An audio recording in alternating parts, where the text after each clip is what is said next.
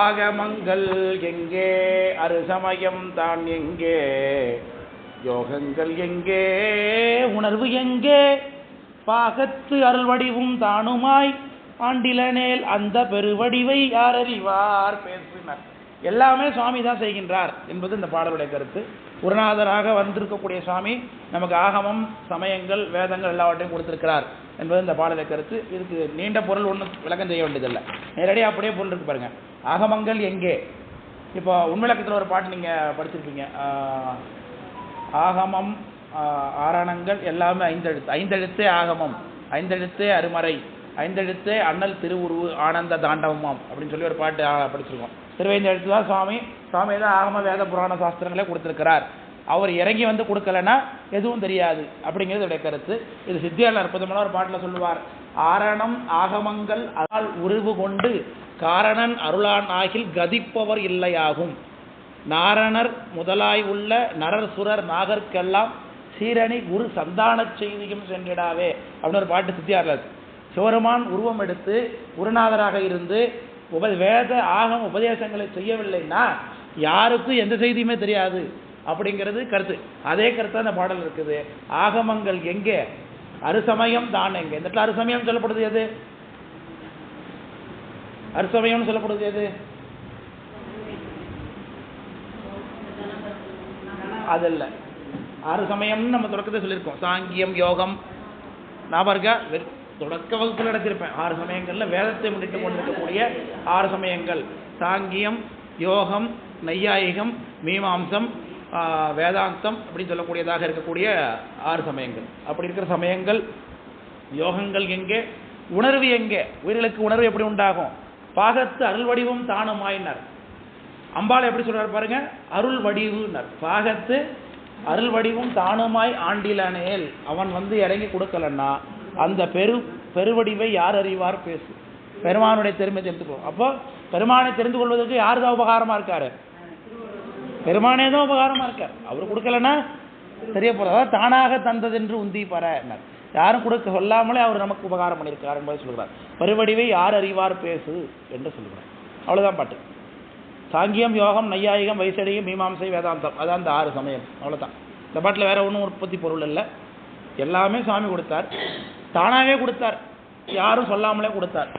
அவர் கொடுக்கலன்னா யாருக்கும் தெரியாது என்பது இந்த பாடலுடைய கருத்து. அதான் அந்த பாட்டுடைய கருத்து. அடுத்த பாட்டு மீண்டும் குருநாதருடைய உண்மையை வலியுறுத்துகிறார். கலிற்றுப்படியாரில் ரொம்ப முக்கியமான ஒரு பாடல், ரொம்ப பிரபல்யமான ஒரு பாடல் இந்த பாடல், இந்த 6வது பாட்டு. இந்த பாட்டு எல்லாருக்கும் கலிற்றுப்படியார்னு ஞாபகம் வரும். சாத்திரத்தை ஓதினோர்க்கு சத்குருவின் தன் வசன மாத்திரத்தே வாய்த்தவளம் வந்துருமே, ஆர்த்த கடல் தண்ணீர் குடித்தவர்க்கு தாகம் தணிந்திடுமோ, தென்னீர் மயா இதனை செப்புனர். இது இதனுடைய மாணவர்கிட்ட ஒரு கேள்வி போல இந்த பாட்டை கேட்டிருக்கார். தாகமா இருக்கு, தாகமா இருக்கு, தாகமா இருக்குன்னு ஒருத்தர் சொல்லுகின்றான். தாகம் உடையவன் தண்ணி குடிக்கணும். அவன் தண்ணி குடிக்கிறதுக்கு பதில் உப்பு தண்ணி, கடல் தண்ணியை குடிச்சான்னாக்க தாகம் தனியுமா? அவனுக்கு தாகம் இன்னும் அதிகரித்து கொண்டு தான் இருக்கும். அதுபோல சாஸ்திரத்தை படிப்பது என்பது உலக வாழ்க்கையில் வேதம், ஸ்ருதி, புராணம், ஆகமம் எல்லாவற்றையும் படிக்கலாம், எவ்வளவு வேணாலும் படிக்கலாம். எவ்வளவும் படித்தாலும் ஞான விளக்கம் என்பது குருநாதனுடைய ஒரு வார்த்தையில் வெளிப்படும். விளக்கப்படுறீங்களா? எவ்வளவு படித்தாலும் அது படிப்புங்கிறது என்ன பண்ணோம், தொட்டனைத்து ஊரும் மணற்கேணி மாந்தரு கற்றனைத்து ஊரும் அறிவுங்கிறதா மாதிரி புதுசாக விஷயங்கள் தோன்றிக் கொண்டு தான் இருக்கும். அதனால தான் மிக்க கற்பனையெல்லாம் நாய் போல செல்லனவோ தர்க்கமிட்டுனர். இந்த நிறைய நூல்கள் படித்திருக்கோம் என்பது நமக்கு தர்க்கமிடுவதற்கு தான் பயன்படுமே தவிர்த்து நம்முடைய அறிவை மற்றவர்கள் காண்பிப்பு தான் பயன்படுத்த தவிர்த்து அறிவு எதற்காக, அடங்குவதற்காகத்தான். அறிவு அடங்கத்தான் நாம் எல்லாமே படிக்கிறோம். அது இல்லாதனாக்க நமக்கு என்ன ஆகாது, படிப்பு உதவி பண்ணாது. அப்போ அறிவு படித்ததுனால மட்டும் ஏற்படாது, உபதேசத்தினால தான் ஏற்படும். அது யார் கொடுப்பா? குருநாதனுடைய ஒற்றை வார்த்தையில் அது நடைபெறும் இல்லையா? பட்ட கட்டையில் பகற்குருடு ஏகுது காணீர்னு ஒரு வார்த்தை சொன்னார். அவர் கீழே இறங்கி ஓடி வந்து சீரதாயிட்டார். பட்டணத்திரைகளுக்கு காதற்ற ஊசியும் வாராதுகான் கடைவழிக்கேன்னு அவருக்கு தெரியாதா? தெரியும். நமக்கு தெரியாதா? தெரியும். இப்போ நமக்கு தானே தெரியும். நம்ம பண்ணி துறவியாகட்டுமா? அப்போ அந்த குரு வாசகம்தான் அந்த ஞானத்தை உற்பத்தி பண்ணக்கூடியது. அதனால் குருநாதருடைய ஒரு வார்த்தை நமக்கு எல்லா ஞானத்தையும் கொடுத்து விடும். எல்லாவற்றையும் புரிய வைத்து விடும். சுழிந்த கங்கை தோய்ந்த திங்கள் உள்ளரானல் இதழி சழிந்த சென்னி சைவ வேடம் தானிழற்கீழ் அழிந்த சிந்தை அந்த நாளருக்கு அறம்பொருள் இன்பம் வீடு மொழிந்த வாயான் முக்கநாதி மேது முதுகுன்றே அப்படின்னு தேவாரம், ஞானசம்பந்தருடைய தேவாரம். அதில் ஞானசம்பந்த சாமி சொல்கிறார், அறம்பொருள் இன்பம் வீடு மொழிந்த வாயான் முக்கன் ஆதி. யாருக்கு? அழிந்த சிந்தை அந்த நாளருக்குன்னார். சனகாதி முனிவர்கள் பிரம்மகுபாரர்கள். பிரம்மன் மானசீக புத்திரராக படைத்தா 4 பேரையும். உற்பத்தி ஆகும்போதே வேதாகம புராணங்கள் எல்லாம் சொல்லிக்கொண்டே பிறந்தார்களாம். அப்பேற்பட்டவர்கள் பிறந்த உடனே நாங்கள் சத் விஷயத்தில் ஈடுபட போகிறோம் அப்படின்னு சொல்லிட்டு அவங்க ஓடி வந்துட்டாங்க. அவங்க எல்லாரும் எங்களுக்கு எல்லாமும் தெரிகிறது, ஆனாலும் என்னமோ மனசில் ஒரு திருப்தி ஏற்படலைன்னு கேட்குறாங்க. உடனே சிவருமான் உபதேசம் பண்ணுகிறார். அதுதான் தட்சிணாமூர்த்தி கோலம் நம்ம பார்க்கிறோம். அதான் அந்த பாட்டில் சொல்லுகிறார், சுழிந்த கங்கை தோய்ந்த திங்கள் உள்ளரானல் இதழி சழிந்த சென்னி சைவ வேடம் தாழ் நிழற்கீழ். பெருமானுடைய திருவடி கீழே போய் அழிந்த சிந்தை அந்த நாளர் அவர்களுக்கு அறம்பொருள் இன்பம் வீடு மொழிந்த வாயான் முக்கான் மாதி மேகது முதுகுன்றனர். அப்போது பெருமான் குருநாதராக வந்து உபதேசம் பண்ண மாத்திரத்தில் எல்லாமே விளங்கி போகும். ஆனால் குருநாதருடைய உதவி இல்லாமலோ குருநாதருடைய அனுகிரகம் இல்லாமலோ எத்தனை நூல் படித்தாலும் சாஸ்திரம் படித்தாலும் ஆகம் படித்தாலும் வேதம் படித்தாலும் அது என்னாகாது, கைக்கு பயனாக வந்து முடியாது. அதைத்தான் சொல்லுகிறார்கள், கற்றாரை யான் வேண்டேன் கற்பனவும் இனியமையும்னு சொல்லுவாங்க. நூலறிவு பேசும் நுழைவிலாதார் திரிக இதெல்லாம் சொல்லுகிறார்கள், காரைக்கிழமையா சொல்கிறாங்க. அப்போ இந்த பாடலில் சாத்திரத்தை ஓதினோர்க்குன்னார். சாத்திரத்தை ஓதினார எல்லாத்தையும் படித்தவங்க. ஓதினோருக்கு சத்குருவின் தன் வசன மாத்திரத்தைன்னா ஒரு வார்த்தை குருநாதர் சொன்னால் போதும், சொன்ன மாத்திரத்தை வாய்த்த வளம் வந்துரும், எல்லா அறிவும் கிடச்சிரும். ஒரு வார்த்தை குருநாதர் சொன்ன மாத்திரத்தை. அது இல்லாமல் வெறுமனே படிப்பு மட்டும் இருந்ததுன்னா ஆர்த்த கடல் தண்ணீர் குடித்தவருக்கு, கடல் தண்ணியை குடித்தவனுக்கு தாகம் தனியுமா? தனியாது. அதுபோல் குருநாதன் இல்லாமல் எவ்வளோ படித்தாலும் அது என்ன ஆகாது, பயனுக்கு வராது என்பதுதான் அந்த பாட்டோடைய கருத்து. இறக்கப்படுதுங்களா? குரு அனுகிரகம் இல்லைனாக்க எவ்வளோ படித்தாலும் அது பயனுக்கு வராது. ஒன்றுமே படிக்கலாலும் குருநாதர் உயர்த்திடுவார். எல்லாம் படித்தாலும் குரு பக்தி இல்லைனாக்க உயர்வு கிடைக்காது. இதை நம்ம தெரிஞ்சுக்கணும் எப்பொழுதுமே. அதான் சொல்லுகிறார், தண்ணீர் குடித்தவருக்கு தாகம் தணிந்திருமோ? நம்மள்ட்ட கேட்குறாரு. தாகம் இருக்கிறவன் கடல் தண்ணி உப்பு தண்ணி குடித்தா இன்னும் தண்ணி வேணும் வேணும் தான் கேட்பான தவிர்த்து அவன் தாகம் அடங்காது. அதுபோல தான் மணிவாசகவர்மன் எல்லாம் படித்தார், தெரிஞ்சுக்கிட்டார். ஆனால் குருநாதராக நமக்கு வந்து உபதேசம் செஞ்சால் தான் நமக்கு நல்லா இருக்கும் அப்படின்னு சொல்லி இதே சொல்லுவார். கடல் தண்ணி குடித்தவர் போல அவர் ஆனார்னார் திருவள்ளுவர் புராண ஆசிரியர். அவர் தான் சாமி குருநாதராக வந்து அவருக்கு உதவி பண்ணுகிறாருங்கிறத பார்த்தோம். தென்னீர்மையாயினா தென்னீர்மைனா நல்ல தெளிவுடைய மாணவனே இதனை செப்பு என்கிட்ட சொல்லு. கடல் தண்ணி குடித்தவனுக்கு தாகம் அடங்குமா? அடங்காது. அதுபோல் குருநாதர் வராமல் புத்தகத்தை மட்டும் படித்து கொண்டிருக்கிறவனுக்கு ஞானம் வாய்க்காது என்பது இந்த பாடோடைய கருத்து. விளங்குச்சா? அவ்வளோதான் பாட்டு.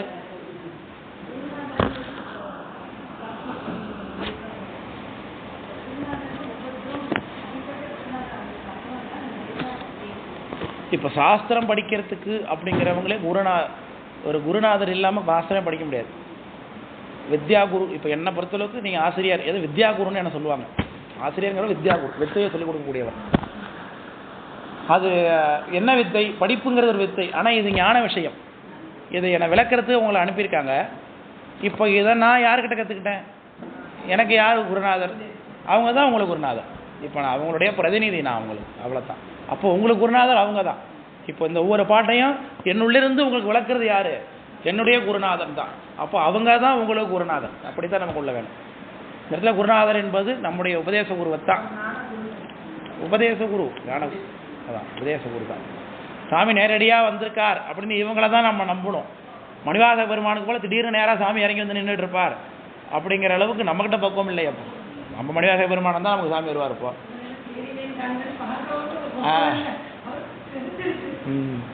அதனால் நமக்கு அதை தான் முயற்சி பண்ணுறாங்க. திரும்ப திரும்ப உனக்கு குருநாதர் வந்து சாமி, குருநாதர் வந்து சாமி, குருநாதர் வந்து சாமின்னு நம்மகிட்ட பதிவு பண்ண முயற்சி பண்ணுறாங்க. அதனால தான்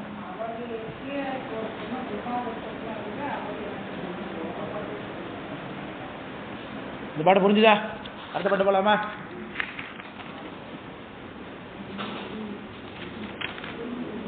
ஏழாவது பாட்டா? இன்று மலம், இந்த பாட்டு தானே. இன்று பசுவின் மலம் அன்றே, இன்றே பசுவின் மலம் அன்றே இவ்வுலகில் நின்ற மலம் அனைத்தும் நீக்குவது இங்கு என்றால் ஒரு உடையான் அன்றே ஒரு வழிய பாயும் ஒரு வருள வல்லான் உரை அப்படின்னாரு. உதாரணம், இன்றின் பசுவின் மலம் அன்றே. வீட்டில் பழங்காலத்தில் பார்த்தா சாணம் போட்டு மெழுகுவாங்க. அந்த சாணம் போட்டு மெழுகு மண் தரை இருக்கிற இடத்துல மெழுகுவாங்க. அப்படி இல்லைன்னா மாலை இருக்கிறவங்க வாசலையாக சாணம் போட்டு மெழுகுவாங்க. அந்த காலத்தில் அது வழக்கம் இருந்துச்சு. அது என்னத்துக்கு மெழுகிறாங்க? தரையில் இருக்கக்கூடிய கிருமிகளை எல்லாம் தீய விஷயங்கள் எல்லாம் போக்கணும் என்பதற்காக. அதுவும் மலம் தானே, என்ன இருந்தாலும் அதுவும் பசுமையுடைய மலம் தானே. ஆனால் அதுவே என்ன ஆகுது, இன்னொன்று தூய்மை பண்ணுது இல்லையா? அப்போது எதற்காக? அந்த யார் அந்த மலத்து தன்மையை தெரிந்தவர்கள் தான் அந்த மலத்தை நீக்க முடியும். இதாவதுடைய கருத்து. ரெண்டாவது உதவி சொல்லுவாங்க, இங்கே பசுவின் மலம் என்பது திருநீர், திருநீர் தான் எல்லாவற்றையும் நீக்கும் அப்படிங்கிற பொருளையும் இருக்குது. இது உதாரணம். உருவுடையான் அன்றே உருவழிய பாயும்னா, இந்த இடத்துல உருவுடையான்னா சிவருமான் உருவமுடையவன் அப்படின்னு பொருள் கொள்ளக்கூடாது. நமக்கு யார் உருவத்தை கொடுத்தாரோ அவர் தான் அந்த உருவத்தை நீக்கவும் வல்லவர் அப்படின்னு அர்த்தம். அது நமக்கு உருவத்தை கொடுத்தது யாரு? இந்த இடத்துல உருவம் என்பது எது? உடம்பு தான். வேறு மாயா காரியம்னா உடம்பு தான். இந்த இடத்துல உடம்புங்கிறது எத்தனை நமக்கு தெரியாதா? உடம்புக்கு மொத்தம் அந்த கேட்கல. இந்த உடம்புல எத்தனை உயிருக்கு எத்தனை உடம்பு இருக்குன்னு கேட்கல. 5 உடம்பு. என்னென்னது?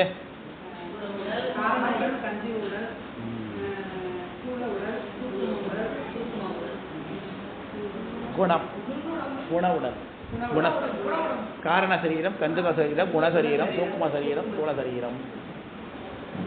இந்த பிறவி வகுப்புக்கு வந்தால் தான் சரி. அதனால் இந்த பிறவியில் இந்த தூள உடலை எடுத்துருக்குறோம். இந்த பிறவி விட்டு போகும்போது சூக்ம தேகத்தில் வெளிப்படுவோம். சூக்ம தேகமானது சூக்ம தேகம், குணதேகம், காரண சரீரம், கந்துக சரீரம் 4 சேர்ந்தது. அதுதான் பிறவி எடுப்போம். எப்போ நாம் 4 தத்துவத்தை கிடக்கிறோமோ அப்போ தான் நமக்கு காரண சரீரமும் நீங்கும். அப்போ தான் நம்ம முக்தியை அடைகின்றோம்னு அர்த்தம். விளக்கம் புரியுதுங்களா? சாயுஜ்ய முக்தி அடைவோம். அப்போது இந்த உருவத்தை நம்ம கொடுத்தது சிவருமான். அப்போ அந்த உருவத்தை அவர் தான் நீக்க முடியும். அகத்துரு நோயாருக்கு சென்றப்போ பார்த்தா ஞாபகம், திருவூர் பையனில் ஒரு பாட்டு, அகத்துரு நோயாருக்கு அகத்தாரே அன்றி சொல்யூஷன் கொடுக்குறவங்க யாருன்னு கேட்டார். உள்ளே இருக்கிற நோய் தெரிஞ்சவங்களால தான் அது யாருக்கு மருந்து பார்க்க முடியும்னு தெரியும். இவருக்கு நோய் இதுதான் தெரிய முடியாமல் என்ன மருந்து கொடுக்க முடியும்? இப்போ நம்ம அதுபோல் இவருக்கு ஆனாமலம் தான் நோய்ங்கிறது தெரியாதவன் எப்படி சொல்யூஷன் கொடுப்பான்? அதுபோல் தான் இங்கேயும் உருவம் கொடுத்தவன் தான் உருவத்தை நீக்கிற வழியை பார்க்க வேண்டும். அதனால் சிவருமானே எல்லாருக்கும் கருத்தா என்பது இந்த பாடலே கருத்து. உருவுடைவான் நன்றே உருவழியப்பாயும் உருவரில் வல்லான் உரை. ஒரு அழியப்பாயும் உரு அப்படின்னா அது திருவுரு, அதாவது பரபோக ரூபம். முத்தி நிலையில் நமக்கு இருக்கக்கூடிய கருவி, திருவுருளாகிய கருவியை கொடுக்கக்கூடியவன் அர்த்தம். பாருங்க, உருவுடையான் நன்றேன்னா நம்முடைய உருவத்தை நமக்கு கொடுத்தவன், உடமை பொருளாக உடையவன் அவன். அன்றி உருவருளா வல்லான் உரைனா முத்தியை அனுபவிக்கக்கூடிய கருவி, திருவருள் கருவியாகி அந்த உடம்பை நமக்கு கொடுக்குறவன் வேற யாரா இருக்க முடியும்? அவன் முக்தியரில் வல்லவன் யார் மட்டும்தான். நமக்கு உருவத்தை யார் கொடுத்தானோ அவன் தான். நமக்கு யார் சட்டையை போட்டு விட்டாங்களோ அவங்க தான் சட்டையை அவுக்க முடியும். இப்போ மேக்கப் போட்டவங்க மாதிரி தான். மேக்கப் போட்டவங்க அது எப்படி மேட்சாக கரெக்டாக ஒன்று ஒன்றா அவுத்து கரெக்டாக கட்டுறாங்களோ அது மாதிரி. தெரியாதவங்க கண்டாமனா அது தெரிஞ்சுட்டு போயிட்டு இருக்க வேண்டியது தான். அது முடிவாக அமையாது. அதனால் இங்கே சிவருமானே எல்லாவற்றையும் கருத்தா அவர் நினைத்தா தான் நம்ம முக்தி கொடுக்க முடியும் என்பது இந்த பாடலுடைய கருத்து. அதுதான் சரி. அப்பேற்பட்ட சுவாமி எங்கேயோ இருக்கிறார், தூரமாக இருக்கார் போல் இருக்கு அப்படின்னு நினைத்து கொள்ளாத, அவர் நம்ம கூடவே தான் இருக்கிறார் என்பதற்கு இந்த பாடல் சொல்கிறார். இனி வரக்கூடிய 8வது பாட்டு. கண்டத்தை கொண்டு கருமம் முடித்தவரே அண்டத்தின் அப்புறத்தும் என்னாதே அண்டத்தின் அப்புறமும் இப்புறமும் ஆறறிவும் சென்றறியும் எப்புறமும் கண்டவர்கள் இன்று என்று அர்த்தம் பாட்டு. கொண்டு கருமம் முடித்தவரை அண்டத்தை. இப்போ கண்டு கண்டத்தை கொண்டுன்னு இருக்கு. கண்டத்தைனா கண்டம், இந்த கண்டம்னு அர்த்தம் இல்லை. கண்டு அத்தை கொண்டு அப்படின்னு பிரிக்கணும். அது கண்டு அத்தை கொண்டு. அத்தை கொண்டுனா நம்ம அப்பாவோட பிறந்தவங்க அத்தை, அந்த அத்தை இல்லை. சென்னையில எல்லாம் பார்த்தீங்கன்னா அத்தை இங்கே எடும்பாங்க, அத்தை இங்கே கொண்டாம்பாங்க, இத்தை இங்கே எடும்பாங்க, அத்து அத்தும்பாங்க. அதுங்கிறத நம்ம சொல்கிறோம் இல்லையா, அதை எடுத்துருவாங்கிறத சென்னைக்காரங்க என்ன சொல்லுவாங்க, அத்தை எடுத்துருவாம்பாங்க. அப்படின்னா அத்தையை ஆச்சுருவான்னு அர்த்தமா? அங்கே இருக்கிற பொருளை இங்கே எடுத்துருவான்னு அர்த்தம். அத்தை எடுத்துருவாங்க. அந்த சென்னை பாஷையில் இந்த பாட்டை போட்டிருக்காரு, வேற ஒன்றும் இல்லை. கண்டு அத்தை கொண்டு. எதை கொண்டு? சிவருமானை கண்டு அவரை கொண்டே நம்முடைய கர்மத்தை முடித்தவர் அப்படின்னு அர்த்தம். நம்முடைய கர்ம விஷயங்களே நிறைவுக்கு வந்தவர், இருவினைப்பு ஏற்பட்டவர். நம்முடைய கர்மம் எல்லாம் ஒன்றும் கிடையாது, நமக்கு ஒரு செயல் இல்லை, தற்போதம் கிடையாது, சுவாமி தான் எல்லாவற்றையும் செய்கின்றார் என்கின்ற எண்ணம் உடையவர்கள் தான் கண்டு அத்தை கொண்டு கர்மம் முடித்தவர் விளக்கம் புரியுதுங்களா? இந்த இடத்துல கர்மம் என்பது நம்முடைய வினை. சிறந்த வினைங்கிறது நம்ம ஆகாமே வராமல் பண்ணிக்கிறது. எப்படி எல்லாமே சுவாமி தான் என்று நினைத்தா என்ன வராது, நமக்கு ஆகாமே வராதுன்னு சொல்லியிருக்கோம் இல்லையா? அதை சொல்லுகின்றோம். கண்டு அத்தை கொண்டு கர்மம் முடித்தவரே அண்டத்தின் அப்புறத்து எண்ணாதே. கர்மம் முடித்தவர் குருநாதர், குருநாதன் சுவாமி. அவர் எங்கேயோ இருக்காரு போல நினைச்சுக்காத. அண்டத்தின் அப்புறத்தும் என்று எண்ணாதே.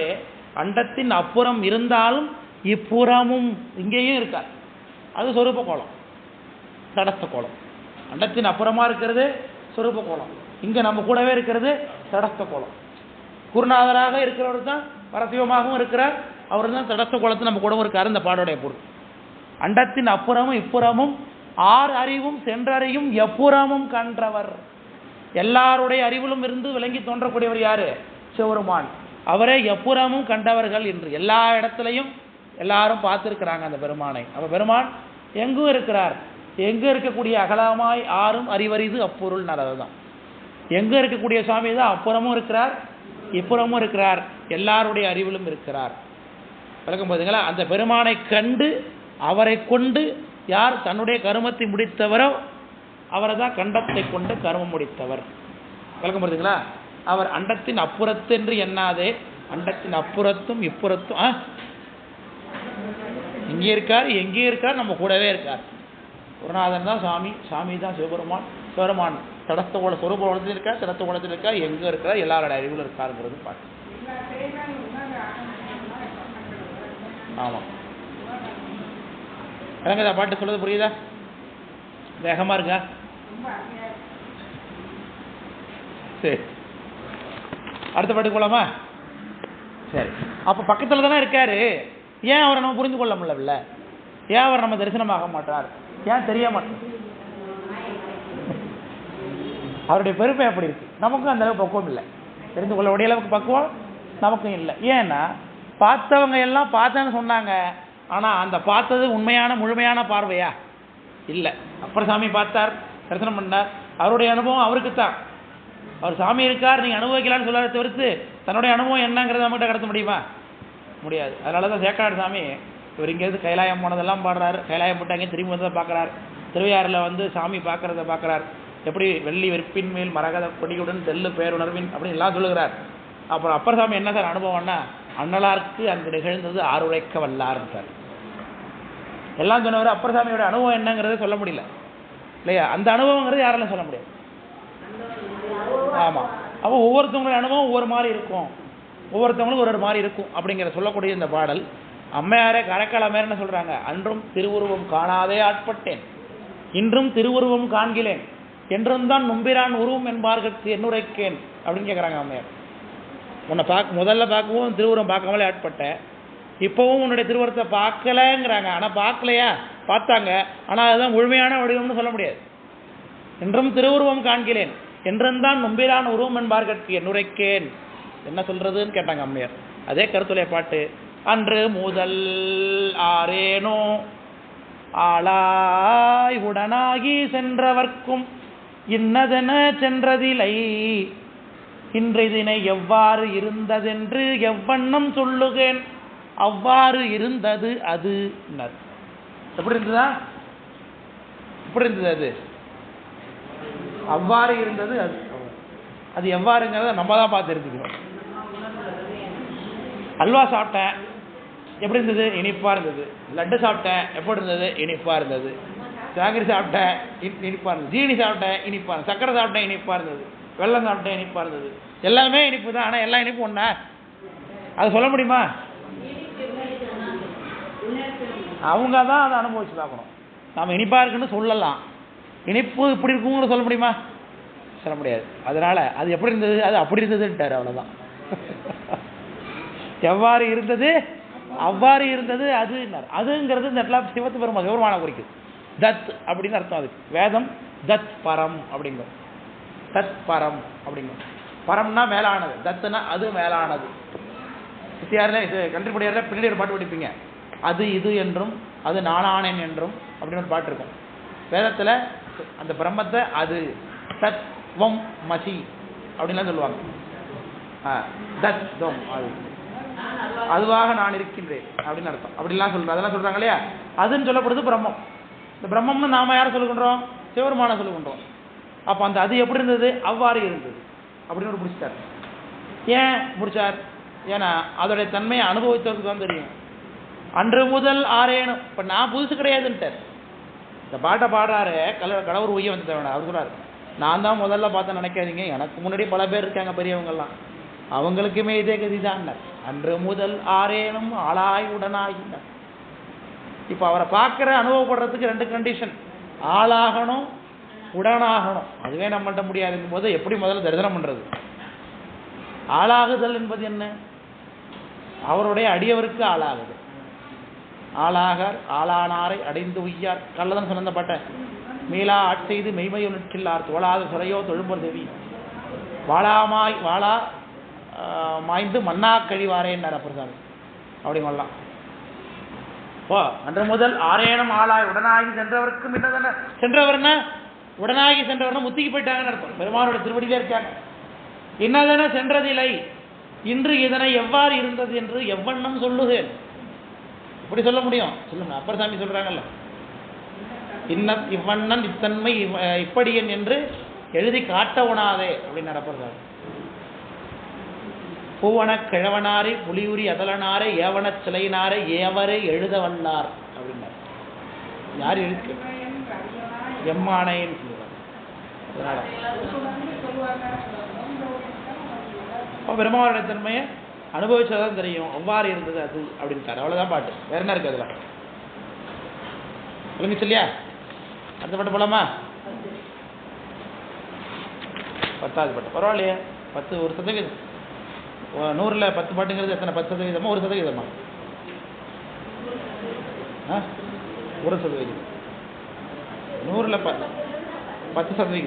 10% முடிச்சுட்டாங்க. 100ல் 1னா தான் 1%. 10% இன்னைக்கு முதல் நாளே முடிஞ்சிருக்கு. அது பாதி ஆஃப் டேல முடிஞ்சிருக்கு. எஸ்,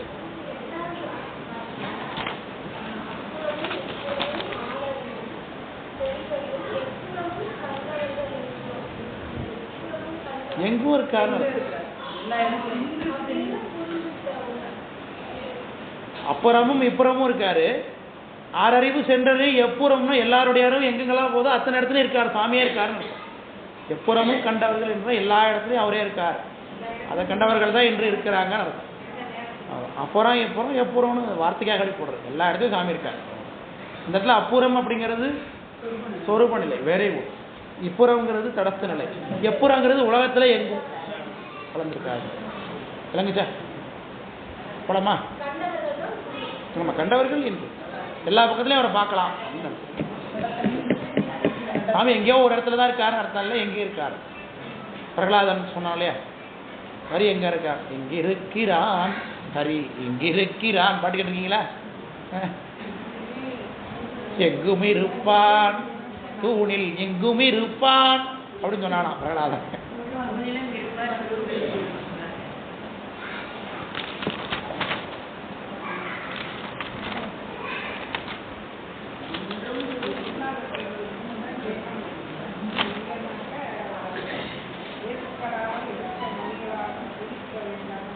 அதேதான். ஒன்றும் குறியே குறியாதலால் அதனுக்கு ஒன்றும் குறி ஒன்று இயலாமையினால் ஒன்றோடு ஓமிக்கலாவதுவும் தானில்லை ஒவ்வா தவம் மிக்கோரே இதற்கு சான்று என்று சொல்லுவார். அப்போ ஒன்றும் குறியே குறியாதலால், இந்த பெருமானுக்கு என்ன குறி? நாம அவரை அடைய வேண்டும். நமக்கு என்ன குறி? அவருடைய திருவடியை நாம் அடைய வேண்டும். இதான் விஷன் மிஷன். ஆமா ஆமா. பேராசை வாரியனை பாடுதுங்கான் அம்மானை அலைகடல்வாய் மீன் விசிறும் பேராசை வாரியனை. எல்லாருக்கும் முத்தி கொடுத்தோம்னு அவரு நினைக்கிறார். அவருடைய ஒரே டார்கெட் என்ன? எல்லாரும் தன் திருவடியில் வைத்துக் கொள்ள வேண்டும், எல்லாருக்கும் இன்பத்தை கொடுக்கணும். ஒன்றும் குறியே குறி. அதனுக்கு ஒன்றும் குறி இல்லாமையினால், ஆனால் அவருடைய சென்று அடைவதற்குரிய ஒன்றுகின்ற குறி வாய்ப்பு நமக்கு தெரியாததுனால, இல்லாமையினால் ஒன்றோடு ஓமிக்கல் ஆவாது. இவர் இப்படிப்பட்டவர் என்று சொல்லி காட்ட முடியாது. சாமியுடைய தன்மை இதுதான் அப்படிங்கிறத ஓமித்து காண்பிக்க முடியாது. நம்ம சொல்லுகின்றோம் சூரியனே ஓமிக்கிறோம் சாமிக்கு. சிவருமான எதில் ஓமிச்சு காமிப்போம்? சூரியனை போலத்தான் காமிக்கின்றோம். சூரியன் எப்படி தன்னுடைய கிரணங்களால் தன்னை காண்பிக்கிறாரோ அது போல சுவாமி தன் கருணையினால தன்னை காண்பிக்கிறாருன்னு நம்ம ஓமிச்சு தான் காட்டுகின்றோம். ஆனாலும் ஏன் ஓமிக்கல் ஆகாதுன்னாரு? இது ஒரு புடை ஓமை தான். சூரியன் ஒரு சடப்பொருள் தானே, அப்போ சாமி சடப்பொருள்னு ஆகிடுமா? ஆகாது. அப்போது அவருக்கு நேரடியான ஓமைங்கிறது ஒன்றும் கிடையவே கிடையாது உலகத்தில். இப்படிப்பட்ட ஒரு சிவருமான் அப்படின்னு காட்ட முடியாது. அதுக்கு இருக்க ஒரே விஷயம் கருணை கருணை கருணை. அதுதான் ஒன்றும் கூறி. கருணை என்பதை எப்படி ஓமித்து காட்ட முடியும்? எங்கள் அம்மா அவ்வளோ கருணை உடையவர்னு சொல்லி பார்க்கலாமா அப்படின்னு பார்த்தா அம்மா அவ்வளோ கருணை உடையவங்களா? இல்லை. ஒரு தடவை தப்பு பண்ணால் சரி போகும்பாங்க, 2 தடவை தப்பு பண்ணால் சரி போகும்பாங்க, 3வது தடவை பண்ணால் 4வது தடவை 5வது தடவை சனியனே நீ வேற என் இதை எடுக்கிற அப்படிம்பாங்க. இல்லையா? அம்மா சொல்கிறான். அம்மாவே சொல்லுவாங்க அப்படிங்கிறத இங்கே அப்போ அம்மாவே சொல்கிறாங்க நம்மளை. அம்மாவுக்கே நம்ம என்ன பண்ணுவோம்? நம்ம மீது நம்ம அறியாமை நினைத்து கோபம் வருது, கடுப்பு வருது. ஆனால் மீது அப்போ கூட கருணை மட்டுமே எதிர்க்கக்கூடியவர் சாமி. காஞ்சிபுரத்தில் விம்மித படலம், காஞ்சி புராணத்தில் விம்மித படலம்னு ஒரு படலம் வரும், ஒரு பகுதி வரும். பெரிய புராணத்துலேயும் திருக்குறிப்பு தொண்டர் நாயனார் புராணத்தில் வரும். அதெல்லாம் காஞ்சிபுரத்தில் 7 வித முற்றம் இருக்கான். அந்த முற்றத்தில் போய் நீங்கள் உட்காந்தீங்கன்னா இது வரைக்கும் நீங்கள் எத்தனை ஜென்மத்தில் எத்தனை அம்மாவோட இருந்தீங்களோ அத்தனை அம்மாவையும் பார்க்கலாமா. இன்னொரு முற்றத்துக்கு போனீங்கன்னா எத்தனை ஜென்மம் எடுத்தீங்க, அத்தனை ஜென்மத்தில் யார் யார் உங்களுக்கு அப்பாவாக இருந்தாங்கன்னு எல்லாம் தெரிஞ்சிருமா. அது இப்போ நம்ம இப்போ எந்த அப்பாவை சூஸ் பண்ணுறது இல்லை படம் பார்ப்போம். அப்படி ஆயப்பட சூழலை இல்லையா சார்? அது எங்கே இருக்குது? நம்ம பார்த்தாலும் கேட்காதீங்க.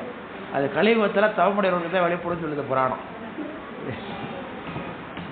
அப்படி இருக்கு.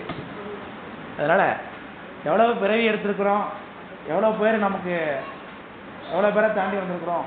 நம்ம அம்மாவே நம்ம எவ்வளோ அடிச்சிருக்கிறாங்க, குடும்பப்படுத்திருக்கிறாங்க, எல்லாம் பண்ணியிருக்கிறாங்க இல்லையா? ஆனால் சிவருமான் எப்போதும் கருணை மட்டுமே செய்யக்கூடியவர். தாயினும் சால பறிந்து பாவியந்தனுக்கு ஊனினை உருக்கி உன்னொலி உள்ளொலி வறுக்கி அப்படின்னு பாடுகிறார் இல்லையா? தாயிற்கடையாய் பிறந்த அடியற்கு தாயிற் சிறந்த தயாவானது துணைன்னு பாடுறார். பால் நினைந்து ஊட்டும் அப்படின்னார். தாயினும் சாலம் அப்படின்னார். பால் நினைந்தனா அம்மா என்ன பண்ணுவா?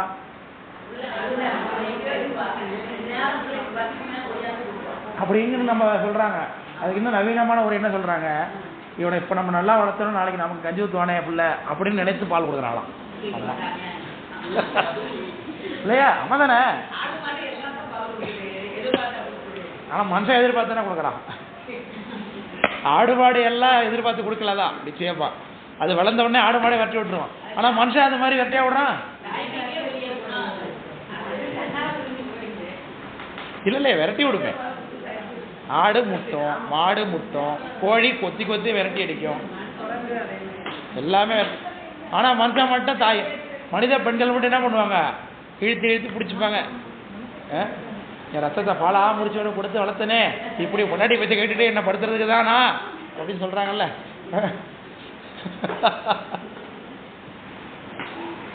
பொண்ணை வளர்த்து எல்லாம் பண்ணுறது, அது கடைசியில் புருஷனை பார்த்துட்டு பாடுங்கிறாங்க. அப்போது பிள்ளைகளை பெற்று வளர்க்குறதுங்கிறது அதனால் நமக்கு உபகாரம் வருங்கிறத எண்ணத்தில் தான். அது இல்லைன்னா சொல்லிக்கலாம் உபச்சாரமாக. யார் எதிர்பார்க்கலாம் உலகத்தில்? யார் சொல்லுங்க. எதிர்பார்த்தாலும் கிடைக்கலங்கிறது வேறு. அது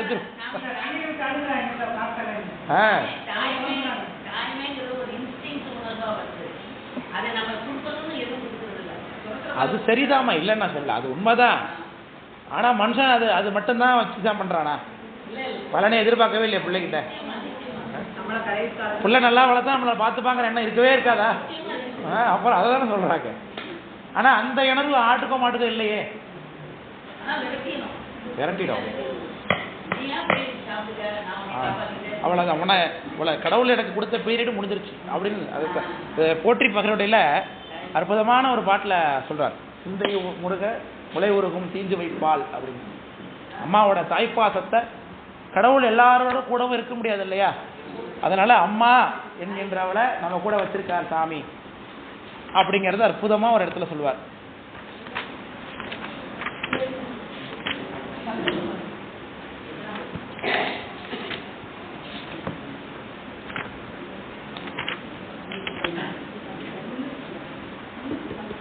314வது பக்கத்தில் இந்த புத்தகம் இருந்ததுன்னா பாருங்க. 314வது பக்கத்தில் 5வது தலைப்புல குழந்தை பருவத்தில் உதவும் முறைமைன்னு இருக்கு பாருங்க.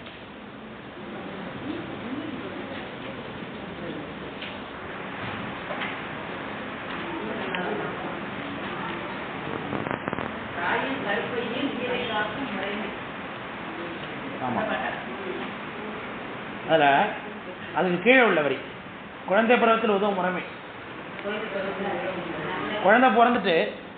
குழந்தை பிறந்தோடனே தாய்க்கும் சேய்க்கும் நீங்கள் சொல்றீங்களா தாய் பாசம்ங்கிறது உள்ளுணர்வு, அது இல்லைன்னா குழந்தைங்க எல்லாம் வளரும் உலகத்தில். அது ஆடாக இருக்கட்டும் மாடாக இருக்கட்டும் எல்லா உயிரினங்களும் அந்த உயிர் பச்சிலம் குழந்தையாக பிறக்குது. அதை காப்பாற்ற வேண்டிய உணர்வு அந்த தாய்க்கு இருக்குது. அது பெற்று போட்டுட்டு பெற்றதோட ஏன் கடமை முடிஞ்சிருச்சு அப்படின்னு ஒரு விஷயத்தை கடவுள் வச்சுருக்காருன்னா அந்த உயிர் வளருமா, தழைக்குமா உலகத்தில்? அப்போ தழைக்கிறதுக்கு உறுதுணையாக நிற்கிறது யார்? தாய்க்கு உள்ள மனதுக்குள்ள அந்த குழந்தை மேலே ஏற்படக்கூடிய தாய் பாசம்ங்கிற யாருக்குமே இல்லாத ஒரு பாசம். அது தந்தை கூட உற்பத்தி ஆகாது இல்லையா? தந்தை கூட 2 மாதம் 3 மாதம் வரைக்கும் பிள்ளைய தொடர்றதுக்கோ பார்க்குறது அஞ்சுவான். ஏன்னா அப்போ குழந்தையோட எந்த ரியாக்ஷனும் அவனுக்கு தெரியாது. குழந்தை தான் முகத்தை பார்த்து சிரித்து விளையாண்டு தன்னை அடையாளம் காண்டு தன்னிட்ட விளையாட ஆரம்பிக்கும் பொழுது தான் குழந்தைக்கு தந்தைக்கு பாசம் ஏற்படும் அதிகமாக. அது வரைக்கும் குழந்தை பிறந்திருக்குங்கிற மகிழ்ச்சி தான் இருக்கும். ஆனால் தாய் அப்படியா? தன்னை தெரியாத பொழுதே தாய் பால் கொடுக்க ஆரம்பிச்சிடுறான். தான் குழந்தை எண்ணி எங்க ஆரம்பிக்கிறான். அப்போது அந்த குழந்தை பச்சிலம் குழந்தைய வளர்க்கணுங்கிறதுக்காக தாய் மனசுக்குள்ள ஒரு உணர்வை ஏற்படுத்துறார் இல்லையா சாமி? அதுக்கு நன்றி சொல்றார் கடவுள். இந்த போற்றி புகழில் பாருங்க, அது எப்படி முதல்ல குழந்தை என்ன பண்ணுது, ஆன்னு கத்துது. உடனே அம்மா என்ன பண்றா, ஐயோ பிள்ளைக்கு பசிக்குது போல் இருக்குன்னு தாய்ப்பாலை கொடுக்குறா. அவளுக்கு பால் அது வரைக்கும் வந்ததா இல்லை. அந்த உணர்வு ஏற்பட்டோடனே பால் தானா பொங்கி சுரக்குது தன்னுடைய ஸ்தனத்தில். அது சொல்கிறார், தொல்லையாரா அக்காலந்தண்ணில் பசியை அறிவித்துனார். குழந்தை மனசுக்குள்ளவே பசியை அறிவிக்கிறார். அது வரைக்கும் வயிற்றுக்குள்ள இருந்த குழந்தைக்கு பசின்னு ஒன்று தெரிஞ்சுதா? இல்லை, பசிங்கிறது ஒன்று கிடையாது. அது வரைக்கும் வெளியில் வந்தோடனே தான் குழந்தை வீல்னு கத்த ஆரம்பிக்குது. குழந்தைக்கு பசிக்குதேன்னு அம்மா நினைக்கிறா. அறிவித்து அழுவித்து அழ வைக்கிறார் குழந்தைய சாமி. உக்காவி சோர தாய் உள்நடுங்கி உடனே குழந்தைக்கு ஐயோ உள்ள நடக்கும், குழந்தை கத்துதுன்னு அவளுக்கு. அது இந்த குழந்தை பிறந்த அன்னைக்கே பார்த்தீங்கன்னா அந்த சிசேரியன் ஹாஸ்பிட்டல்லாம் பார்த்தீங்கன்னா ஃபுல்லாக எங்கன்னு கேட்டே இருப்பாங்க அந்த குழந்தை வச்சவங்க இல்லையா? அது காரணம் அது எங்கேயே தெரியலையே, அந்த உணர்வு உள்ளுக்குள்ள அது கடவுள் அறிவிக்கிறார். ஏன்? உயிர்களை தழைக்க வைக்கணுங்கிறதுக்காக. அப்போ தாய் பாசங்கிற உணர்வு யாரு? சாமி தான். நம்ம நினைச்சு அந்த அப்படி ஒரு கருத்தை எங்கேயாவது படிச்சிருக்கோமா பாருங்க. இது வரைக்கும் தாய்ப்பாசம்னா ஏதோ மனிதருக்கு ஏற்பட்டிருக்கக்கூடிய ஒரு தன்மையை நம்ம இது வரைக்கும் நினைத்து கொண்டிருக்கிறோம். ஆனால் சாஸ்திரம் சொல்லுகிறது தாய்ப்பாசத்தை உற்பத்தி பண்ணி உயிர்களை உலகத்தில் தழைக்க வைக்கிறார் சாமின்னு சாஸ்திரம் சொல்லுகிறது பாருங்க. அறிவித்து அழிவித்து உக்காவி சோர தாய் உள்நடுங்கி மிக்கு ஓங்கும் சிந்தை உருக முளை உருகும்னார். பால் எப்படி உண்டாகுது அந்த தாய்க்கு மனதுக்குள்ள? அந்த குழந்தையை எண்ணி சிந்தை இவ உருக உருக இவளுக்கு முளை உருகி தீஞ்சுவை பால் வந்து மடுப்ப கண்டு வாழ்ந்திருப்ப. அப்போ 2 பேருக்கு அந்த பந்தம் அப்போதான் ஏற்படுகிறது. பந்தித்த பாசம் பெருக்கயிறு. அப்போ தாய்ப்பாசம் என்கின்றது பெருங்கயிறில் கட்டி பல்லுயிரும் பாலிக்க நேசம் வைத்த நெறி போற்றினார். உயிர்கள் எல்லாம் தழைக்கிறதுக்காக தாய்ப்பாசம் ஒன்று வச்சார் அப்படிங்கிறார் சாமி. அந்த எங்கள் மேலே உனக்கு அந்த எவ்வளோ நேசம் இருந்ததுன்னா தாயின்னு ஒருத்தி உண்டு பண்ணி தாய் மூலமாக எங்களை பிறக்க வச்சு தாயை பெற்று போட்டதில் வேலை முடிச்சுட்டு இல்லாமல் தாய்க்கும் குழந்தைக்கும் ஒரு பாசம் என்கின்ற ஒரு கயிற்றை ஏற்படுத்தி அதன் மூலமாக குழந்தைய உலகத்தில் தழைக்கணும், உயிர்கள் தழைக்கணும்னு வச்சிருக்கேன் சாமி, உனக்கு போட்டிருக்கிறேன் அப்படின்னு பாடுறார். ஒரு கருத்து எங்கேயாவது நான் படிச்சிருக்கேமா சொல்லுவோம்? தாயை தான் கடவுள்னு சொல்லி கொடுத்துட்டு இருக்கேன் எல்லா ஜாதகம். ஆனால் அதனால சொல்கிறா தாயினும் தாழ பரிந்துன்னா தாய்க்கு உணர்வை உண்டு பண்ணுறதே யாரு தான்ப்பா? சாமி தான். தாயை உற்பத்தி பண்ணுறதே யாரு தான்? சாமி தான். அதான் தாயிற் சிறந்த தயான்னார். தாயாய் நின்று வளர்த்தனை போற்றினார். அப்பேற்பட்ட கருணை மாக்கடல் பெருங்கருணை பேராறு சாமி. அதான் சொல்ல வந்தாதப்பா. இந்தாங்கம்மா, எந்த பாட்டு பார்த்துட்டு இருக்கோம்? ஒன்றோடு ஊமிக்கலாவதும் தான் இல்லை. அதுக்கு தான் சொல்ல வந்தோன்னு நினைக்கிறேன் இல்லையா? ஒன்றும் குறி ஒன்று இல்லாமையினாலே ஒன்றோடு ஊமிக்கல் ஆவதும் தான் இல்லை. ஒவ்வா தவமிக்கோரே இதற்கு சான்றுனார். ஒவ்வா தவமிக்கவர்னா பெருமானுடைய தன்மையை புரிந்து கொண்டுபவர்கள் மட்டும் தவமுடையவர்கள் தான் புரியும். அவர்களை தவிர்த்து புரிந்து கொள்ள முடியாது, ஓமைத்து காட்ட முடியாது. தவம் மிக்கவர்களுக்கு தெரியும். அப்படி யாரு? ஞானசம்பந்தர், அப்பர், இவங்கெல்லாம் பெருமானை பார்த்தாங்க, அனுபவிச்சாங்க, பாடி கொடுத்துட்டு போயிருக்காங்க இல்லையா? அந்த ஒவ்வாத தவம் என்பது பெருமானையே என்ன நினைத்து கொண்டிருப்பது. தவம் என்பது சிவபூஜை, சிவபெருமான அடியவருக்கு வழிபாடு செய்வது. இந்த ரெண்டும் செஞ்சவங்களுக்கு தான் பெருமானுடைய தரிசனம் கிடைக்கும், பெருமானை புரிந்து கொள்ள முடியும். அதை செஞ்சவங்கெல்லாம் நாயன்மார்கள், பெரியவர்கள், குருநாதர்கள், அவர்களே சாமியை பார்த்தாங்க என்பதற்கு சான்று. அதனால் நம்மளால் பார்க்க முடியல அப்படிங்கிறது நீங்கள் வருத்தப்படாதீங்க. அதுக்கு என்னது? தெரிஞ்சா தெரியணும்னா அதுக்குன்னு தவம் இருக்கணுங்கிறார். இதை தான் பெரிய புராணத்தில் தெரியலால் நிலையால் தெரியார் அப்படின்னார். அரிய காட்சியராய் தமது அங்கை சேர் எரியார்னு சொல்லக்கூடிய இந்த வரிக்கு சேக்கரார் விளக்கம் சொல்லுகிறார். தெரியலா நிலையால் தெரியார்னார். தெரிவார், ஆனால் தெரியாத நிலையை வைத்து கொண்டோம்னா பதிக்கருவியால் தான் சாமி பார்க்க முடியும். பசுக்கரணமாக வைத்துக்கொண்டு இந்த ஊனக்கண்களால் சாமியை பார்க்கணும்னா அது முடியாத காரியம். அதனால் தவம் இருந்தால் தான் சாமி தரிசனம் ஆவார் என்பது இந்த பாடலுடைய கருத்து. அதான் பாட்டு. விளக்கம் புரியுதுங்களா? இப்போ அடுத்தது ஒரு அற்புதமான ஓமை. ரொம்ப எனக்கு ரொம்ப பிடிச்ச பாட்டு, அடிக்கடி இதை எல்லா வகுப்புகளையும் சொல்லிக்கொண்டே இருப்பேன். இந்த 11வது பாட்டில் குருநாதர் என்பவர் எப்படி குருநாதராக பார்ப்பது? அவர் நம்மளை போல தானே இருக்கிறாங்க, நம்மளை போல தானே சாப்பிட்றாங்க, நம்மளை போல தானே 2 கை 2 காலோடு இருக்கிறாங்க, கண்ணு மூக்கு வாயெல்லாம் இருக்குது, நம்மளை போல படுத்துங்கிறாங்க, எல்லாம் பண்ணி கொண்டிருக்கிறார்கள். அவர்களை எப்படி நாம குருநாதராக ஏற்பது என்பதற்கு இந்த பாடல் ஓமையாக அற்புதமாக காட்டுகிறார். தொடக்கத்திலே சொன்னேன், தம்மில் தலைப்பட்டார்பாலே தலைப்பட்டேன்னு. நம்ம கூடவே இருக்கிறவங்க தான் என்ன ஆகணும்? குருநாதராக ஆகுவாங்க. அதுக்கு இன்னொரு உதாரணம், நம்மக்கிட்டே இருந்தே போய் பெருமானை அனுபவித்து திரும்ப வந்து நம்மளை அவங்க மாற்ற போகிறாங்க. இதுதான் கருத்து. இதுக்கு அற்புதமான ஓமை சொல்லுகிறார். என்ன ஓமை அப்படின்னா, ஆற்று தண்ணீர் எங்கே போய் கலக்குது? கடலில் கலக்குது. ஆற்று தண்ணீர் நல்ல தண்ணீர். நல்ல தண்ணீர் சென்று கடலில் கடந்த உடனே கடல் தண்ணி என்ன ஆகிடுது? நல்ல தண்ணி என்ன ஆகிடுது? உப்பு தண்ணி ஆகிடுது. இப்போ கடல் தண்ணிக்கு ஆற்றுக்கு வருமா வராதா? வரும். ஓதம் என்கின்ற பேரை எதிர்த்து வரும்.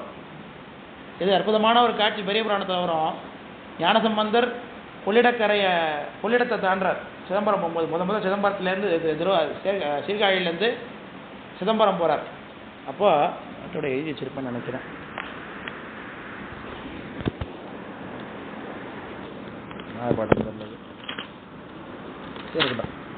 ஞானசம்பந்த பெருமான் சீர்காழியிலேருந்து புறப்பட்டு சிதம்பரத்துக்கு போகிறார். சீர்காழிக்கு சிதம்பரத்துக்கு இடையில் கொள்ளிடம்னு பெரிய நதி இருக்குது. இந்த நதி வந்து கொஞ்சம் கிட்ட, கடல் கிட்டேயே இருக்குது. இந்த இடத்துல ஆனைக்காரன் சத்திரம் என்கின்ற பகுதியில் தான் இப்போ நம்ம சீர்காழி சிதம்பரம் போகிறவங்க தாண்டுறாங்க கொள்ளிடத்தை. ஏன்னா சீர்காழிலேருந்து அப்படி தான் தாண்டி போவாங்க. அப்படி தாண்டி போகும்பொழுது கடலில் ஆற்று தண்ணி போய் கடலில் கலந்துச்சு. இப்போ கடல்லேருந்து எதிர்த்து தண்ணி வரும். ஒரு பக்கத்துலேருந்து உப்பு தண்ணி வருது, ஒரு பக்கத்துலேருந்து நல்ல தண்ணி வருது. ஞானசம்பந்தருடைய திருவடி வந்து கொள்ளிடத்தில் பட்டு இறங்கி நடந்து போயிட்டு இருக்கார் சாமி. அப்போ 2 பக்கத்துலேருந்து, ஒரு பக்கத்துலேருந்து நல்ல தண்ணியும் ஒரு பக்கத்தில் உப்பு தண்ணியும் வந்து பெருமானுடைய திருவடியில் படுகிறது. இதை சேக்கர் சாமி அற்புதமாக விளக்குறார். ஞானசம்பந்தருடைய திருவடியை விளக்கணும்னு கடலில் என்ன பண்ணுதான்? சங்கு, இப்பி, முத்து முதலியவற்றை வாரி கொண்டு அவருடைய திருவடியில் போடுது. நல்ல தண்ணீர் மலர் பிறங்கல்களை, நன்னீர் திறகள்லேருந்து மலர்கள் அள்ளி கொண்டு வந்து போடுது. அப்படி 2 தண்ணியை சங்கமித்து கொள்ளக்கூடிய அந்த இடத்துல ஞானசம்பந்தர் இறங்கி போகிறார் அப்படிங்கிறத அப்படி காட்சிப்படுத்துகிறார். இது பெரிய புராணம். சொல்ல வந்தோம், ஆற்றுலேருந்து போன தண்ணி தான் கடலுக்கு போய் கடல்லேருந்து திரும்ப என்ன இருக்குப்பா? ஆற்றுக்கு வந்துருக்கு. அதுபோல் நம்மகிட்டே இருந்து போனவர் தான் குருநாதராகி திரும்பி நம்மவே மாற்றுறதுக்கு திரும்பி வருகிறார். இதுதான் ஓமை. விளக்கம் என்ன சொல்கிறது? ஆற்றால் அலைகடற்கே பாய்ந்த நீர் அந்நீர்மை மாற்றிய வாற்றால் மறித்தார் போல் தோற்றி புலன்களென போதம் புறம்பு ஒழியும் நந்தம் வளங்களர மாற்றுவிக்கும் வந்து. பாட்டு அவ்வளோதான். அது படித்தாலே புரியும். இப்போ சொன்ன விளக்கத்தை வச்சு நீங்கள் படிச்சீங்கன்னா புரிஞ்சிடும் பாட்டு. ஆற்றால் அலைகடற்கே பாய்ந்த நீர், ஆற்று வழியாக கடலுக்கு போன தண்ணீர் அந்நீர்மை மாற்றினா உப்பு தண்ணியாக மாறி மாற்றிய வாற்றால் அந்த ஆற்று வழியாகவே மறித்தார் போல. ஆற்றையே மறிச்சது வந்து தண்ணீரை மறித்து என்ன பண்ணுறது? இங்கேயே அது என்ன பண்ணுறது? உப்பு தண்ணியாக மாற்றி கொண்டிருக்கிறது. உப்பு தண்ணினா நல்ல தண்ணியோட கொஞ்சம் கம்மி தானே சார், எதையும் ஊமை பண்ணுறீங்கன்னா அதுக்கு ஊமை கிடையாது. உப்பு தன்மைங்கிறது இந்த இடத்துல தலைப்பட்ட தன்மைக்கு உதாரணம். கடல் என்பது சாமிக்கு உதாரணம். நன்னீர் ஆறுங்கிறது நம்மளை போல. நாமெல்லாம் உப்பு தன்மை அடைய வேணும் அப்படின்னு அர்த்தம். பெருமாளுடைய தன்மை அடைய வேணும். அப்போ முதல்ல சென்று தண்ணீர் கடலில் கலந்தது அது குருநாதர். அவர் திரும்ப வந்து நம்மளையும் சாமிகிட்ட கூட்டு போக பார்க்குறாரு. இதுதான் இந்த பாடல் விளக்கர். ஆற்றால் அலைகடற்கே பாய்ந்த நீர் அந்நீர்மை மாற்றிய ஆற்றால் மரித்தது போல தோற்றி புலன்கள போதம் புறம்பொழிய, புலன்களால் ஏற்படக்கூடிய அறிவு, இந்த அறிவையும் போதத்தை ஒழித்து நந்தம் மலங்கள் அற, நம்முடைய மலத்தை மாற்றுவிப்பதற்காக வந்தவர் குருநாதர் அப்படிங்கிறது பாடலுடைய கருத்து. விளங்குதா சொல்றது? கருத்து புரிஞ்சுதா? சந்தேகம் இருக்கா ஏதாச்சும்? என்ன அமைதியா இருக்கீங்க நீங்களாம் இந்த பக்கம்லாம்?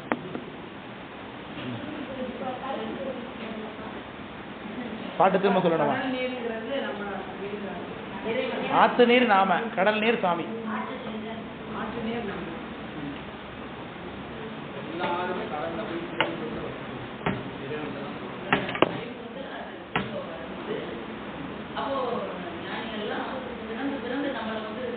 அப்படி வச்சுங்க. ஆமா, அதே தான். எவ்வளவு ஒரு அற்புதமான உண்மை. நமக்கு தெரிஞ்ச விஷயத்தை வச்சு எப்பேற்பட்ட கருத்து சொல்றா பாருங்க இல்லையா? சந்தேகமாமா உங்களுக்கு? மலங்கள் அரண புலன்கள் என போதம் புறம்பொழிய. அங்கிருந்து போன குருநாதர் தன்னுடைய போறபோது என்ன பண்ணுவாரு? தன்னிலமே மாற்றுறதுங்கிறது அவருடைய புல உணர்வு போதம் இதெல்லாம் மாற்றிட்டு சிவத்தன்மையாவே மாறி நம்ம கிட்ட வருவாருன்னு இருக்கும். புறம்பு ஒழிய நம்மள மாதிரியான விஷயம் மாறி சிவமான தன்மையை எழுதி திரும்ப நம்மளை பார்க்க வருவார்.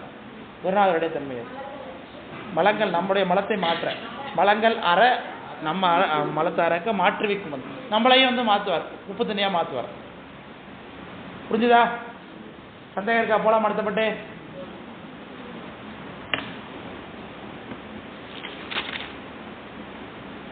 இதுக்கு உதாரணம் சொல்லுகிறார். இது போல யாராவது இருந்தாங்களா? யாராவது குருநாதரா மனிதரா பிறந்து குருநாதரா விளங்குறவங்க இருக்காங்களா? பார்ப்போம் அப்படின்னு சொல்லி உதாரணங்களை காட்டுகிறார். பாலை நெய்தல் பாடியதும் பாம்பு ஒழிய பாடியதும் காலனை அன்று ஏவி கராங்கொண்ட பாலன் மரணம் தவிர்த்ததுவும் மற்றவருக்கு நந்தம் கரணம் போல் அல்லாமை காணர்.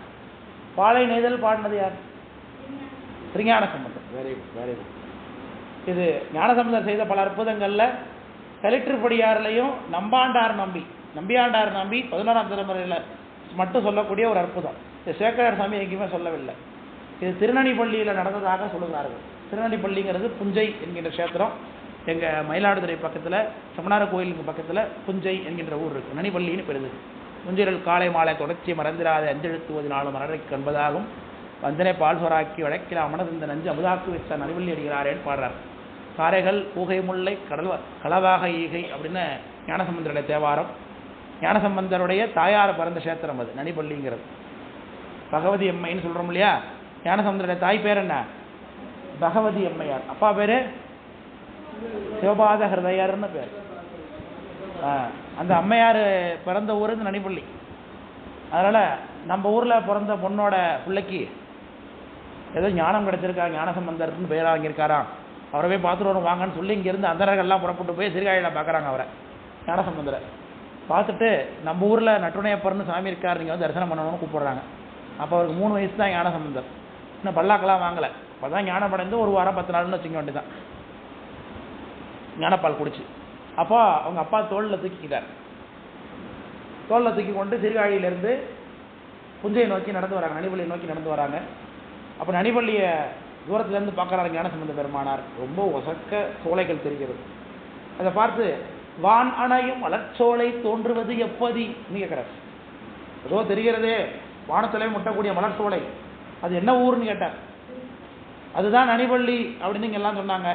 உடனே அங்கே அப்பா தோல் மேலே உட்காந்துக்கிட்டே பாட்டு பாட ஆரம்பித்தார். காரைகள் கூகை முல்லை களவாக ஈகை ஈகை கபினி படத்தொடரி கள்ளி அப்படின்னு பாடாரு. அதில் நாரைகள் ஆரல் வார பயல் மேதி வைகும் நனி பள்ளி போலும் நமர்கால் ஆணை நமதேன்னு பாடார் நிறைவில். அது பேந்தை காந்தாரம்னு பேர். காந்தாரம் தான் அது. அப்பா பியல் மேலே, பியல்னா இந்த தோல் பக்கம், இதில் உட்காந்துட்டு பாடினதுனால அதுக்கு பேந்தை காந்தாரம்னு அந்த பதிகத்துக்கெல்லாம் பேர். அத்தனை பியல் மேலே இருந்து சொன்ன அப்படின்னே சொல்லுவார் அந்த பதிகத்தில். அப்போ இவர் தொடக்கத்தில் காரை, கூகை, முல்லை இதெல்லாம் காரைகள்னு பாலை நிலத்துக்குரிய கருப்பொருளை பாடுறதுனால அது முன்னாடி பாலை நிலமாக இருந்தது. அப்புறம் அதை நெய்தலாக மாற்றினதா சொல்லுகிறார்கள். ஆனால் சேக்கடார் சாமி அப்படி கருத்தே சொல்லலை. ஆனால் இந்த கலிற்றுப்படியாரிலையும் நம்பியாண்டர் நம்பிகள் தான் தனிப்பள்ளியை பாலை நெய்தலாக ஞானசம்பந்தர் மாற்றினார் என்கின்ற ஒரு குறிப்பு கொடுக்குறார்கள். ஏதோ அற்புதம் ஆனால் நினச்சி கொண்டது அது ஞானசம்பந்தர் செய்த அற்புதம். பாலை நிலத்தை நெய்தலமாக மாற்றினார்னு வச்சுக்கொண்டது. பாம்பொழிய பாடியதும்னா பூதிரிகள் நாயனாருடைய பிள்ளைய அப்பர் சாமிகள் ஒன்று கொலாம் என்று பாடி விஷம் நீக்கிறது. ஒன்று கொலாம் சிந்தை உயர வரை ஒன்று கொலாம் அவர் உருவது தானே பாடுறார் இல்லையா? 2 கொலாம் அவர் அப்படின்னு பாடிட்டு வர்றார். 10 கொலாம் வரைக்கும் 9 போலவர் அப்படின்லாம் மார்பின் நூலிடையெல்லாம் பாட்டு வர்றார் இல்லையா? அதுதான் காலனை அன்று ஏவினர். காலன்றை ஏவி கராங்கொண்ட பாலன். கராம்னா முதலைன்னு அர்த்தம். கராம்னா முதலை. சுந்தரமூர்த்தி சுவாமி புக்கோளி அவிநாசியில் பண்ணுறார் இல்லையா? புக்கோளி அவிநாசிக்கிட்ட போகிறார் சுந்தரமூர்த்தி சுவாமி. அங்கே ஒரு வீட்டில் அழுகை சத்தமும் ஒரு வீட்டில் மங்கள ஒளியும் கேட்குது. ஏன் அப்படி 2 வீட்லேயும் இப்படி நடக்குதுன்னு கேட்டார். 2 வீட்லேயும் பிள்ளைங்க ஒரே வயசு இருந்தானுங்க. 2 பேரும் பக்கத்தில் உள்ள குளத்துக்கு குளிக்க போனானுங்க. அங்கே ஒரு பிள்ளைய முதல்ல ஒழுங்கிருச்சு. நடந்து ஒரு 3-4 வருஷம் ஆகிப்போச்சு. இந்த பிள்ளைக்கு இருக்குது, உயிரோட இருக்கிற பிள்ளைக்கு இன்றைக்கி உபநயனம் ஆகுது. அது இந்த பிள்ளை இருந்தானே இன்றைக்கி உங்களுக்கு உபயனம் பண்ணலாமே அவங்க வருத்தப்படுறாங்க. அதை சத்தம் கேட்குதுன்னார். அப்படியா அவங்கள நம்ம உதவி பண்ணுவான்னு அழைச்சி வந்தார். அங்கே வந்து குளக்கரையில் நின்று பாடுறார் சாமி. எற்றான் மறக்கேன் எழுமைக்கும் எம் பெருமானையே குற்றாடரவா புக்கொழியூர் அவிநாசியே தொடங்கி பதிகம் பாடுறார் சாமி. அது 4வது பாட்டில் உரைப்பார் உரைவுகந்து உள்க வல்லார் தங்கள் உச்சியுள்ளாய் கரைக்கால் முதலையை பிள்ளை தரச் சொல்லு காலனையே என்ன பாடார். காலன் தானே உயிரை கொண்டு போனா அந்த காலனுக்கு ஏவல் பண்ணி பிள்ளை அந்த கரையில் வந்து விட சொல்லுன்னு சாமி கேட்கிறார். அதுதான் இங்கே சொல்கிறார். காலனை அன்று ஏவி கராம். கராம்னா முதலை. காலனை அன்று ஏவி கராங்கொண்ட பாலன் மரணம் தவிர்த்ததும் அவன் உயிரோட கொண்டு வந்தது மற்றவருக்கு நந்தம் கரணம் போல் அல்லாமைக்கான அர்த்தம். அவங்க நம்மளை போல தான் பிறந்த மனிதர்களாக இருந்தாங்க. ஆனால் கரணங்கள் நம்மளை போலவா நம்ம போலவா அவங்க இருந்தாங்க? அவங்களுடைய அறிவு நம்ம அறிவு ஒன்றா இல்லை. அவர்கள் எப்படி பெருமாளுடைய தன்மை பெற்றிருக்கிறார்களோ அது போல தான் குருநாதரும் பெருமாளுடைய தன்மை பெற்று விளங்குவார்கள் என்பது பாடலுடைய சொல்றது. சரி, அதோட நிறைவு பண்ணிடுவோம். சாப்பிட்டு வந்துருங்க. ஏன்னா மணி 1 ஆயிடுச்சு. சாப்பிட்டு வந்து 2 மணிக்கு சரியாக வந்துருங்க.